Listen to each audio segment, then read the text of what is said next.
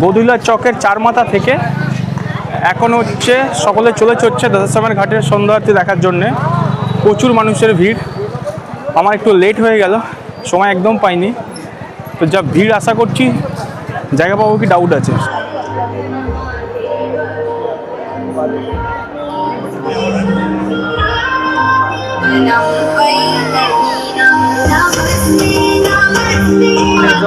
आरती दिखाने घुमाएंगे, घंटे का आरती है घुमाएंगे। बट वहाँ बैठने की जगह नहीं है। हम बैटरी देगा देगा तब बैटरी ना।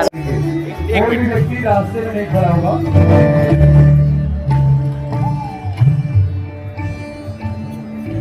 দেখুন গঙ্গা আরতি দেখার হচ্ছে ভিড় দেখুন এখানে। এবার সন্ধ্যাবেলায় গঙ্গা আরতি দেখার আপডেট আপনাকে একটা দিয়ে দিই, খুব কাজে লাগবে আপনাদেরকে, ভালো করে শুনে নিন। 6টা সাড়ে 6টা থেকে স্টার্ট হয়। তো যদি আপনারা 3:30 4টের মধ্যে এসছেন তাহলে হয়তো কাছাকাছি বসতে পারবেন, আদারওয়াইজ কিন্তু যেখানে বসবেন সেখান থেকে কিছু দেখতে পাবেন না।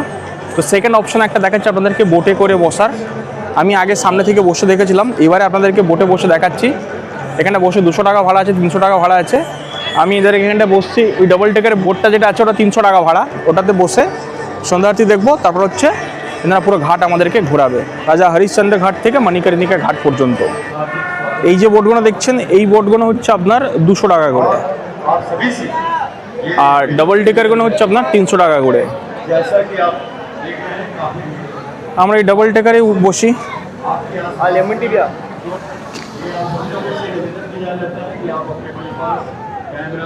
বাহ, এটা একটা ভালো জায়গা, নট ব্যাড।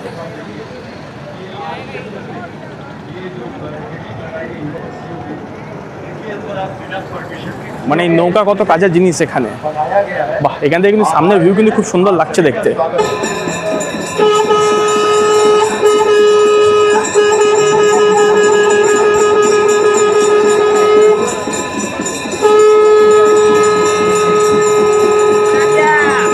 মানে আর কেউ বাকি আছে কি বেনারসে আসতে?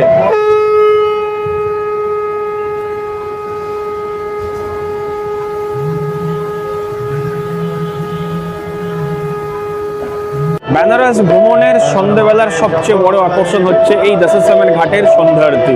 জাস্ট শুরু হলো। जटाटवे कलज्वल प्रवाह पावितस्थले कले जटाकटा